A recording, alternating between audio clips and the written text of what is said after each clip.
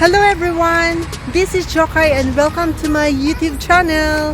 So for today's video guys, andito nga ako ngayon sa Ken Park dahil meron akong gustong tignan. Dahil this is the first and ever artificial beach within Turkey. Not just in Eskişehir but within Turkey. Actually guys, medyo maraming beses na rin akong nakapunta dito sa Ken Park para mamasyal. Pero hindi ko talaga nakita yung kanilang artificial beach na may tubig.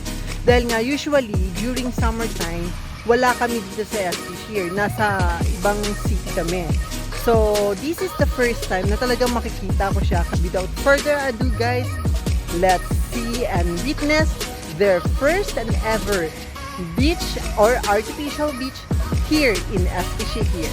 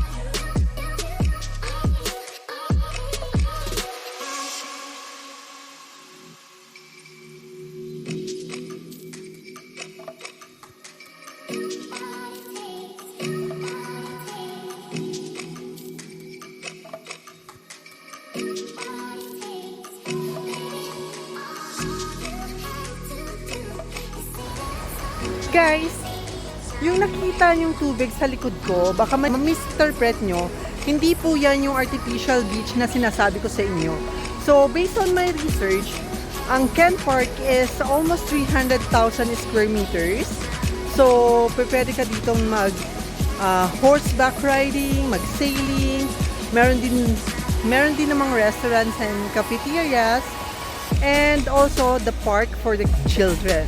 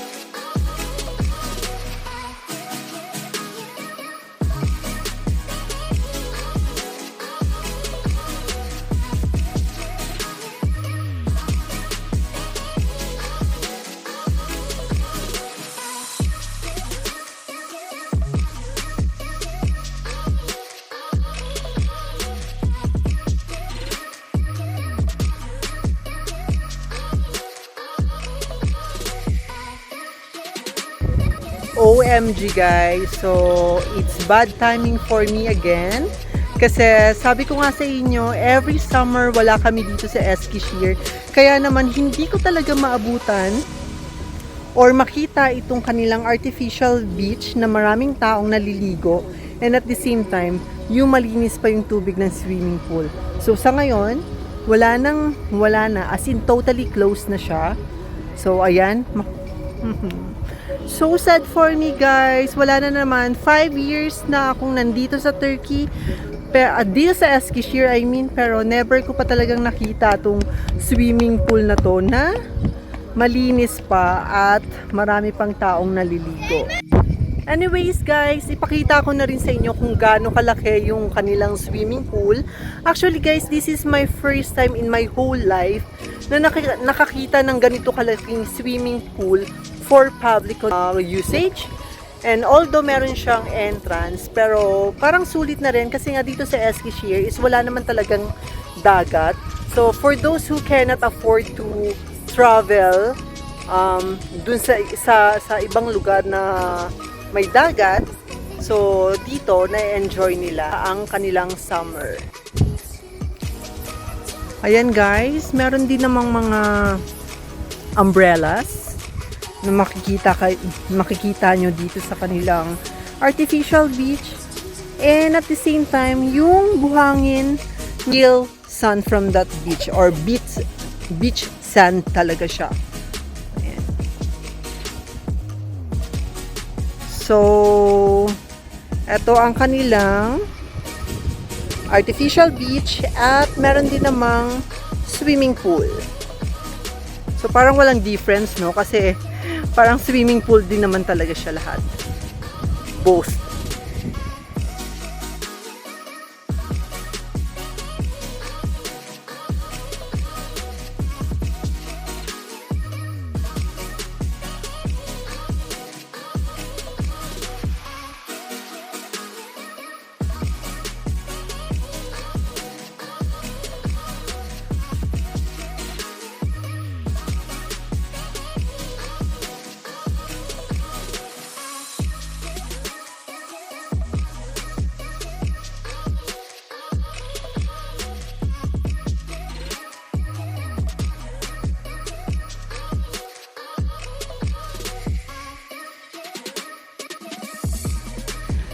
So, ito sana guys ang entrance booth. So, let's see. So, ayan. Ito yung kanilang schedule from 10 to 6 p.m.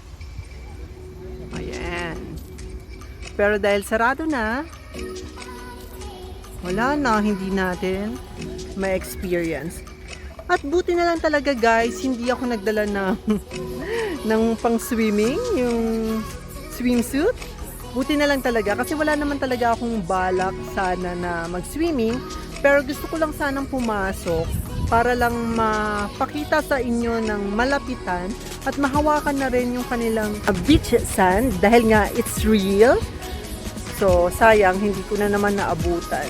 Hindi natin naabutang bukas ang kanilang swimming pool dahil nga autumn na, medyo malamig na rin ang panahon, kaya sinara na nila. Actually, 3 months lang talaga guys since climate change na. So, ayun, hindi ko alam kung ilang months nag-extend ang swimming pool na yan kasi kababalik lang namin dito sa Eskishehir. But then, since napakalaki nga nitong Ken Park, ipapakita ko na lang sa inyo yung ibang part ng park na ito. So, let's do it guys!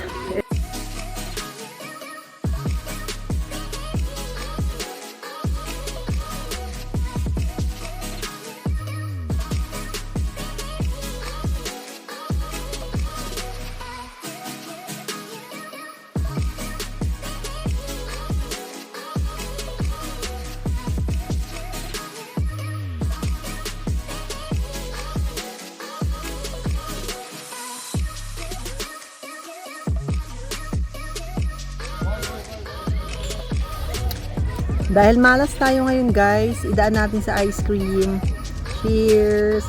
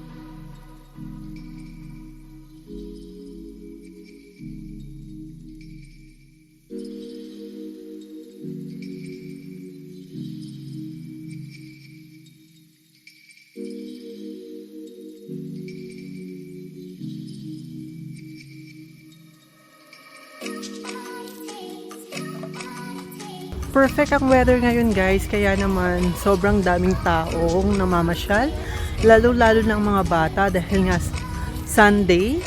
So ayun, naglilibang sila dahil nga school days na rin ngayon dito sa Eskishehir or sa Turkey, and Sunday at magandang panahon kaya maraming tao.